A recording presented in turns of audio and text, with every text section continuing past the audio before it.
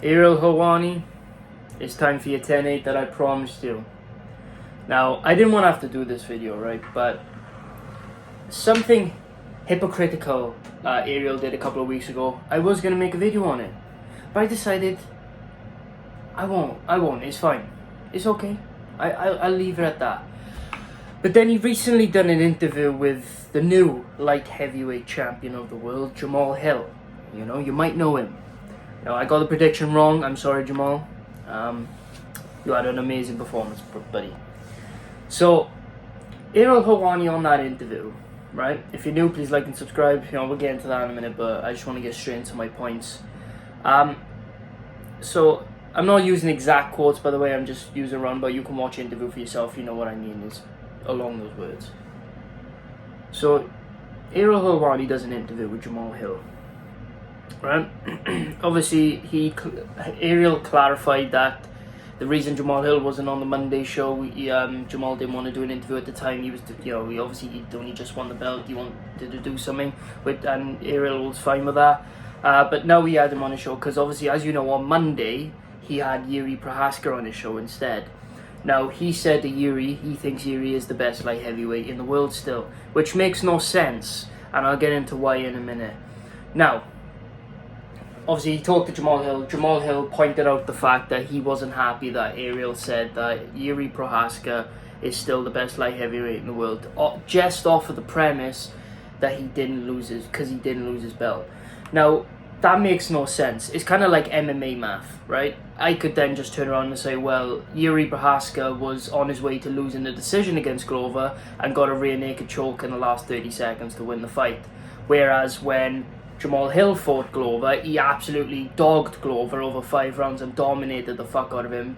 Should have got a 10-8 round in one of the rounds. Should have been 2 10-8 rounds. Round 3 and 4. And absolutely dominated him for the decision. And did better things than Prohaska during the fight. And so off of that premise, no, Jamal Hill's the greatest light heavyweight of all time. Now this is what I feel, right? Jamal Hill is not the greatest of all time. Sorry, I mean the best right now. Sorry, I don't know why I fucking said that. Obviously, Jones is the best of all time in light heavyweight. But yeah, the reason I say that Jamal Hill is the best light heavyweight right now, the reason I say this is because Jamal Hill beat the guy who lost his belt to Yuri, right? He lost his belt to Yuri. Yuri had to vacate, right?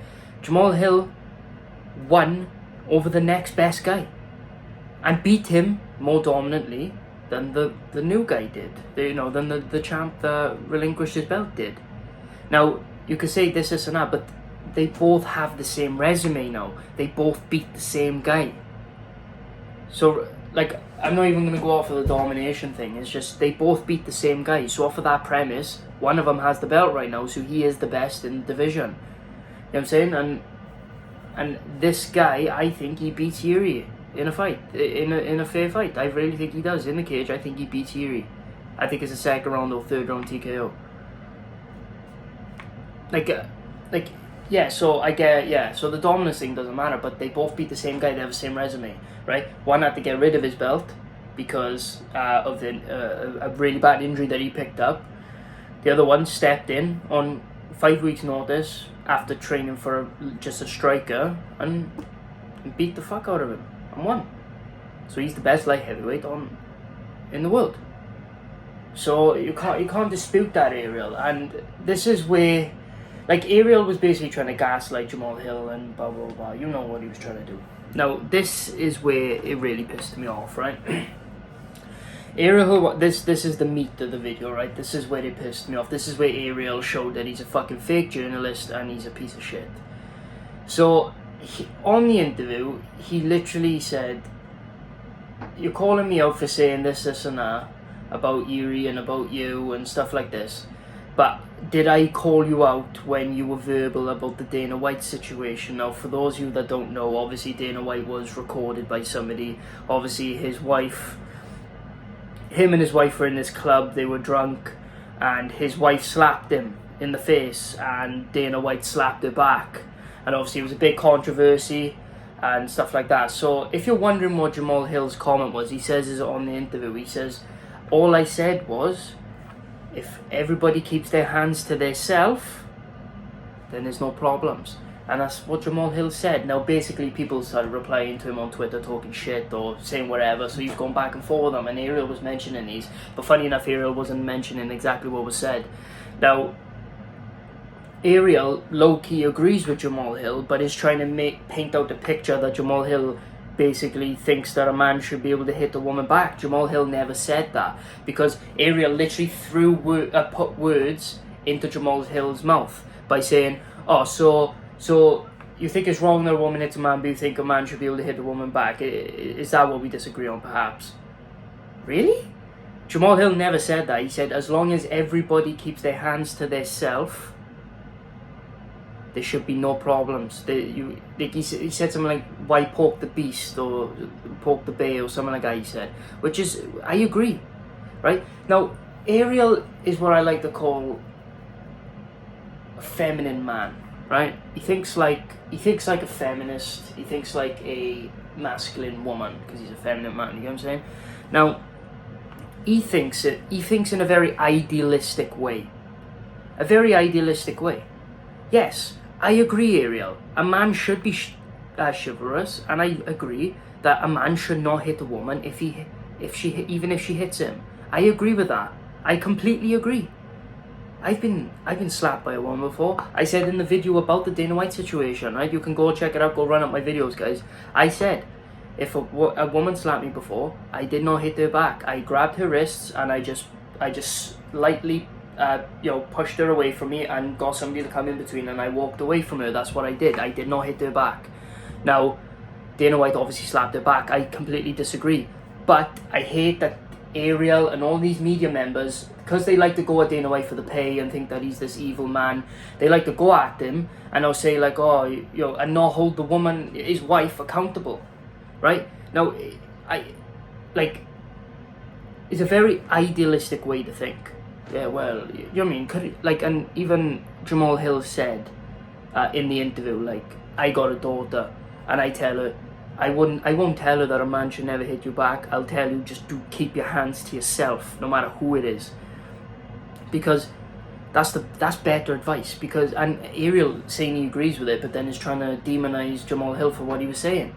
It makes no sense. You're trying to gaslight and put words into his mouth. It makes no sense. Like, you think in a very idealistic way. Like, yes, okay, in an ideal world, if a woman was to hit a man, he shouldn't hit her back. That's very idealistic of you, Ariel. It's the same as, idealistically, nobody should kill anybody. You know what I'm saying? Idealistically, you know what I'm saying? Like, idealistically, there should be no assault or words you can't say on YouTube, yeah?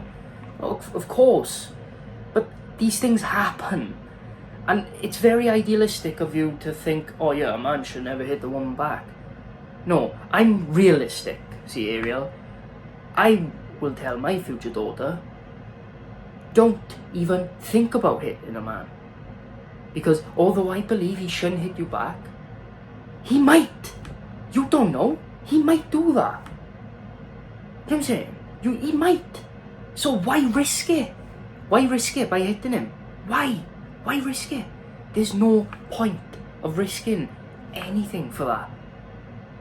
So I tell my daughter, yes, I believe a man should never hit you back, but don't you dare fucking hit any man. Because I do not trust any man to not hit you back. It's the same as if I tell my son, if you ever strike a woman, boy, don't come talking to me. But also I tell him as well, if you put your hands on a woman, expect her to slap you back, boy.